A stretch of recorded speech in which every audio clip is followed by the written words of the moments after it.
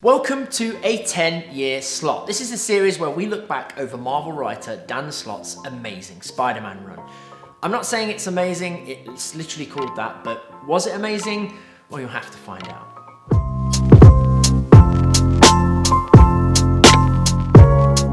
So, in our first episode, we're going to deep dive into the big question. Who is Dan Slott?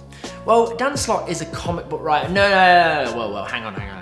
That's not what this series is about. It's about his run on Amazing Spider-Man, so who cares how he got here? 10 years on a Marvel book, especially one of the scale, the magnitude, and the importance of the Spider-Man character, it's a huge accomplishment, especially in this current age where we don't see this level of commitment anymore. So Dan Slott officially took over the series with the story Big Time, which was Amazing Spider-Man issue 648. Big Time kicks off this new era with Spider-Man leading the Avengers into battle against Otto Octavius and his motley crew. Now, Otto Octavius, Dr. Octopus, plays a huge part in Dan Slott's run. At this moment in time, he looks very different from how we all love and remember him. He's currently leading a new version of the Sinister Six, but he's easily defeated by Spider-Man. It's a nice intro to this new era of Spider-Man. Peter Parker pops into the Frontline newspaper to say hello, and there we meet creepy one-time Green Goblin, Phil Ulrich. Now, seriously, how many Green Goblins have there been? This particular Goblin has a crush on reporter Nora Winters, who is writing a scoop on the recent surge in Goblin activity. He goes back to an old Goblin hideout to see if he can impress Nora with some goodies, but he's not alone. Enter the Hobgoblin. Kind of sounds like a 90s horror movie. Hobby turns up looking to cash in on some Osborn tech. The laboratory of the Green Goblin is now abandoned as he's been arrested and imprisoned. He's just taken a job working for the Kingpin and needs to upgrade some of his equipment. Damn, this arc has more Spider-Man villains than a Ramai sequel. Things between the pair get very heated, but before the Hobgoblin can make his move, Phil reveals an old Goblin-related side effect: his lunatic laugh. He then uses a flaming goblin sword from Osborn's weaponry to decapitate the Hobgoblin. Yep, cut it clean off. Phil Ulrich then assumes the Hobgoblin identity for himself, and thus a new goblin is born, much deadlier and fierce than any goblin before him. Meanwhile, a homeless and skint Peter Parker finally lands his dream job after impressing new box Max Modal, who is the CEO of Horizon Labs.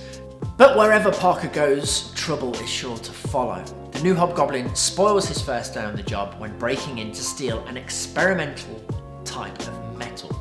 Spidey is defeated by the Goblin's sonic scream or lunatic laugh. Honestly, seriously, just at this point, this is copyright central. The Hobgoblin escapes with the metal and goes back to Wilson Fisk's tower. Enter the debut of the Spidey stealth costume, and cosplayers all over the world right now must be so turned on. To stop the Hobgoblin's ultrasonic scream, Parker creates a new suit using omni-harmonic mesh technology. And with the help of the Black Cat, he infiltrates Fisk's building to get the metal back. It doesn't quite go to plan. The building ends up collapsing and the baddies escape, except for this guy. And everybody lives to fight for another day, except for this guy. Not long after this, we see that Alistair Smythe is back, and he's been very busy. He's created an army of cybernetic insect people, enhanced with spider senses, just like Spider-Man. So basically they're harder to hit. He's also recruited the Scorpion, who is fresh off the heels of a run in the Venom symbiote. Seriously, you've got to check out Dark Reign, it's so good. The unlikely pair team up alongside the insect army to defeat a common enemy, Jonah Jameson. But what did JJ ever do to them? Well, I'm glad you asked, because years ago he hired Alistair's father, Spencer Smythe, and funded his creation of the original Spider Slayers. But after years of failure, the radioactive materials that were used in his creations eventually poisoned him, leading to an agonizing death. JJ also hired an investigator called Matt Gargan, the Scorpion, stuck him in a stupid looking suit, fed him mutagens that drove him insane, and he ended up trapped in the suit, which was essentially now the only thing keeping him alive. So we can sort of see why they both have a little bit of a problem with old JJ. So with the help of the new Avengers, Spider-Man defeats the army of Spider Slayers. He builds a bomb that when detonated removes the insect horde's spider sensibilities. He sets off the bomb and in the process loses his own spider sense. Though In one last attempt to murder JJ, Smythe launches at the man, but JJ is saved in a heroic attempt by his wife Marla, who is unfortunately killed. Rest in peace, Marla. We'll never forget you.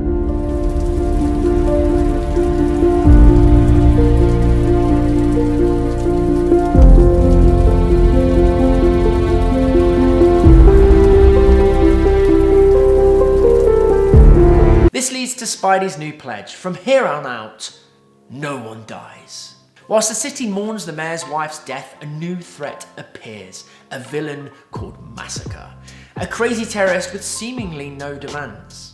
Spidey faces up against him without his spider sense, which means it's way easier to get shot. Massacre escapes, and fresh off of losing his better half, JJ puts a new zero tolerance policy in place for murderers in New York. And another hostage attempt. This time Spider-Man shows up, and he has come prepared. Wait a minute, we have 2 new Spider-Man suits in this volume. Yep, it's his his bulletproof armor suit. Damn, Dan Slott knows how to sell action figures. Spider-Man saves the day, stuns Massacre, and the police, under JJ's instruction, take aim at the villain. But Spider-Man ends up saving him, blocking the police's firing squad, and saving him from certain death.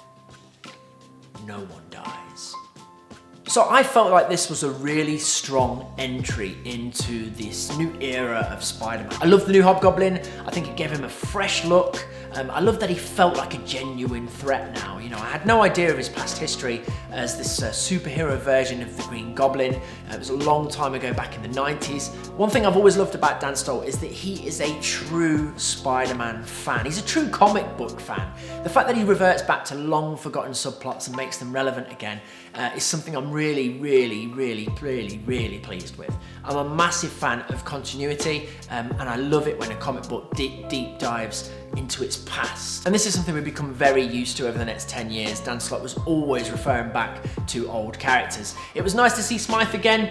He's one of my favourite villains as a kid, especially in the animated series. It was a real weird design, but I loved it. I had the action figure as well, so cool.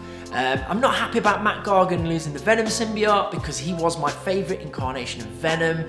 You can actually find the video that me and Eddie did on this subject.